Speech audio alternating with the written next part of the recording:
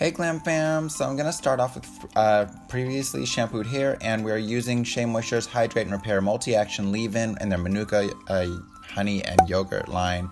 The shampoo and conditioner they can kind of keep. Well, it's not that they can keep it, it's that it works better on straighter textures of hair, like straight to wavy, in my opinion. On Zan's hair, she needs much more moisture than it has to offer. However, we're going to go ahead and use the leave-in because it's amazing.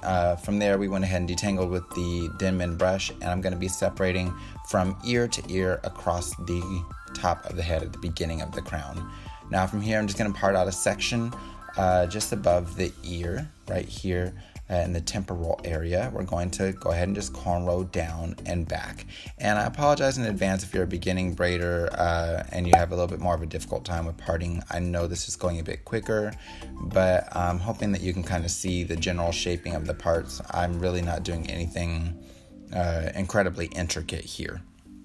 So from there, I'm going to go ahead and part out a bang section. We're going to braid that down as well.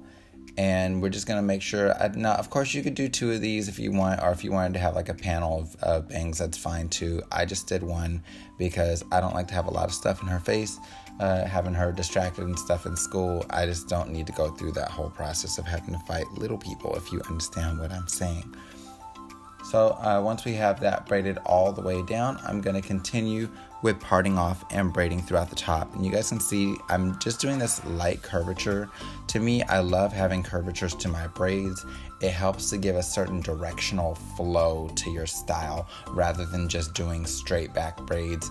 And in her instance, where she's got these natural dips, it just kind of helps out with giving a bit of visual coverage there, because she got them from a daddy. They ain't going anywhere. So those are very beautiful braids. I love those. So as you guys can see, Alexzandria is liking the way the braids are looking so far, which is always a plus, you know, because that way I don't have to worry about her acting some type of way about her hair being done. Now I'm just continuing this pattern on throughout the top, nothing major here. Of course, with her hair being that it is sandy brown, it is prone to tangling and knotting, so every couple steps you want to stop and kind of go through the ends as well, and you guys will see me do that as I braid in general. She said she wanted some hot cocoa, so of course we had to pull it out for her. Anyway, so this is the front of the hair. Now once you have that, you'll want to go ahead and part down the back in pretty large braids. So I'm going to do about, I'd say maybe 7 to 8 braids. We're going to do them rather large, but there is a trick at the bottom of these braids, and I'll kind of show you what I mean here in just a moment. So you're going to go ahead and braid it down as usual back here. Now keep in mind, your braids back here are going to be bigger than your braids in the front, because this is where we're putting the crochet in there. So it doesn't need to be super tight. It doesn't need to be super thin either. From there, you're gonna go ahead and braid that part all the way down, because this one's a thinner braid. Now on this next one, when you get to the bottom, you're gonna go ahead and separate half of that hair off at the bottom and clip it to the side, and then braid the bottoms into 2 separate braids. Now I understand some of you are probably wondering like why exactly I'm doing that. It's because I'm braiding a crown around the head, and by doing this, it allows me to have that extra bit of fullness that I need to easily braid it up and give me that certain control and look that I like. So once I've done that with all of the chunkier ones, I'm going to go ahead and split into 2. I'm then going to go ahead and begin braiding it across the crown of her head. So as I'm doing that, I would just go ahead and the individual braids get picked up like you would just standard hairs you're braiding underneath there. And we're just going to cornrow all the way across the top of the head, wrapping around and underneath the back with those free strands that we have hanging. I hope that made sense. It sounds kind of confusing now that I'm saying it, but you can kind of see what's going on as well. Alright, so I'm going to speed it up because, you know, let's be real, who's trying to watch 20 years of that? So I'm going to go ahead and turn her around here, and you guys can see I am going ahead and braiding down, and then as I get to the back, I'm just picking up those strands across the underneath in the same manner that I did before. So that's why I split it into 2, so they would have a similar size to the braids across the top, and then it just blends a lot better. You see what I'm saying now? It makes a big difference, trust me. From there, I'm going to go ahead and braid it down to the tip, and you are good to go with that portion. Now we're using the Kimikalan hair. I didn't go out and purchase this because I already had it from the last time that we purchased crochet hair for her. I did like it last time though, and it's in the T127, I believe, T1B27. And it blends with her hair really well in terms of coloration. So from there, we're going to double loop it. This is going to help to keep it from sliding, especially because I have the 10-inch hair. I know, I should have got the 20-inch hair full on with Zan because these curls do shrink down shorter than her natural curls, but still, I like the finished look because it's kid appropriate. We're just going to go ahead and apply those on there. And I would say start out with them a bit more spaced out. Keep in mind, you can always add more in really easily in areas that you feel like are not full enough. But once you've got too much in there, it becomes more work to take it out.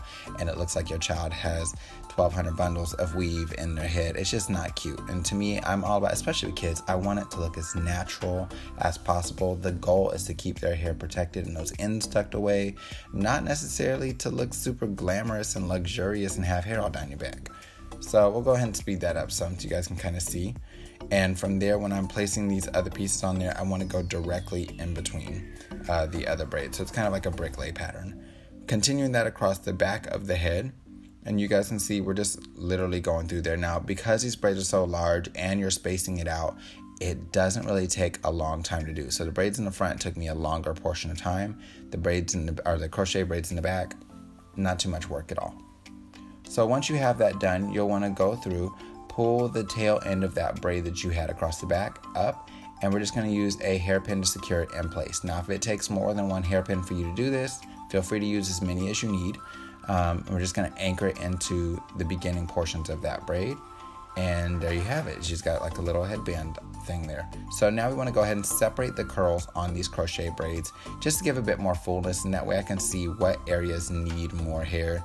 You guys can see Zan is incredibly entertained with this box. Apparently, I should just throw away all her toys and just get boxes because that's what works for kids and cats. I don't have a cat, but still.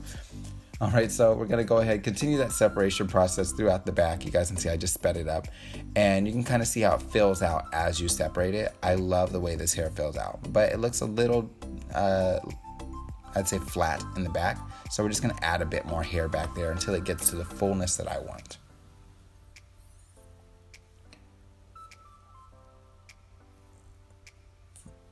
All right, now once we've done that, we're going to go ahead and add some beads to this front braid here. So that way she can have a little bit of pizzazz there. You don't have to do the beads. You guys know how I feel about this gel. It's amazing. I'm just going to lay a little bit on these edges to lay them down. You can see it was cold, so she was tripping. And from there, we are going to go ahead and just lay those baby hairs. You know what I'm saying? And yeah, that's just about it. Ooh, that's very, very, very, very, very, very, very, very cute. I love it.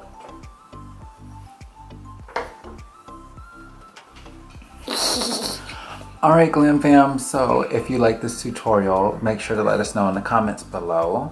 Be sure to leave a like on the video, and if you're not subscribed and you'd like to see more children's tutorials like this, please make sure to subscribe and that you turn on post notifications, which is that little bell right in there. And until next time, you guys, take care, God bless, and wait. Stay glam. Stay glam, and you know we love you, boo. You know we do. You have anything else you want to say?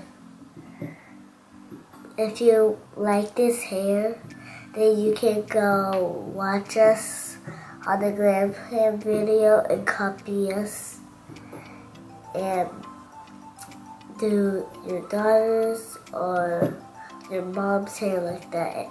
If you're a hairstylist in the world and you like our hair videos. Bye. See you next time. Alright, see you next time, you guys. Take care. Bye. Stop it. Why? You're so tasty. Let's put my ears in your mouth.